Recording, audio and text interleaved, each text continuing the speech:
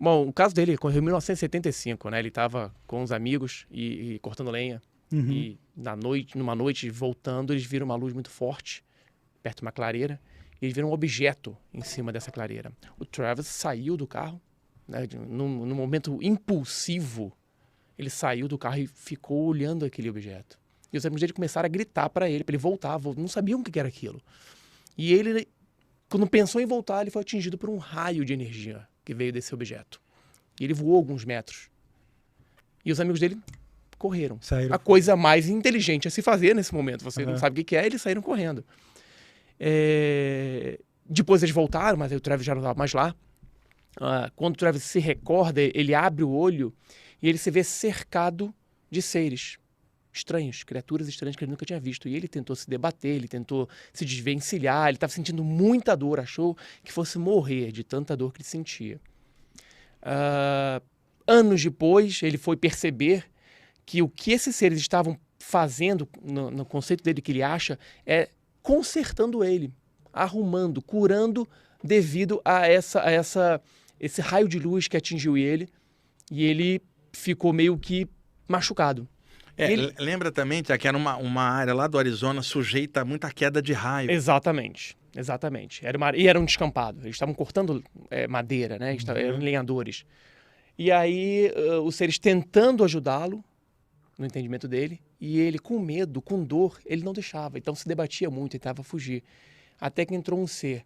Ele não sabe se é ser, se é uma inteligência artificial, se era um robô, parecido com seres humanos, que o tirou daquele local, e o levou para uma outra sala. E aí ele apagou. A próxima coisa que ele se lembra é ele estar acordando numa rodovia, olhando para cima e vendo a nave ir embora. E nesse meio tempo ele achou que fossem poucas horas do caso, da abdução até ele ser devolvido, fossem poucas horas, mas na verdade passaram-se 5 dias.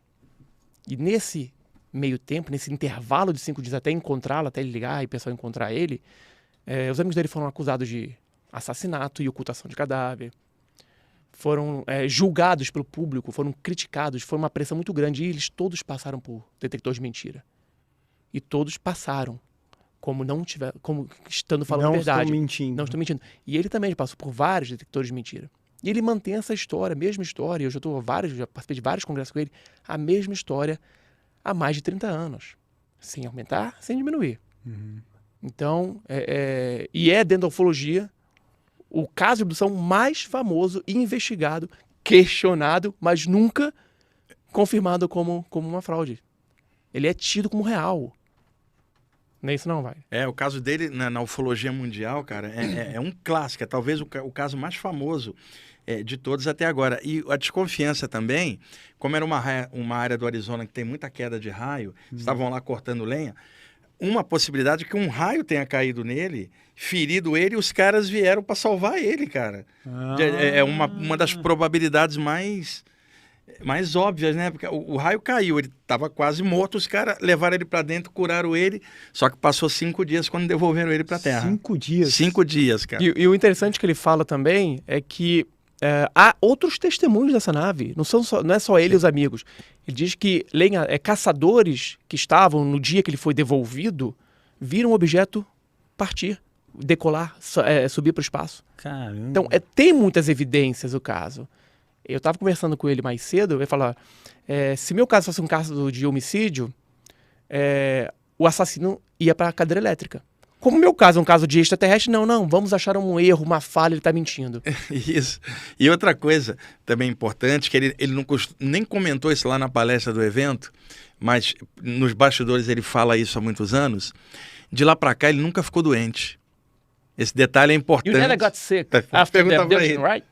Never, maybe just a little bit, but I went to work every day for 20 years and never had to stay home sick one time. Exatamente. Ele, durante 20 anos que ele trabalhou, uma pequena uma gripezinha, mas só, após a abdução. And before the abduction, you normally get sick. Yeah, a little bit, yeah. More than after, right? Yeah.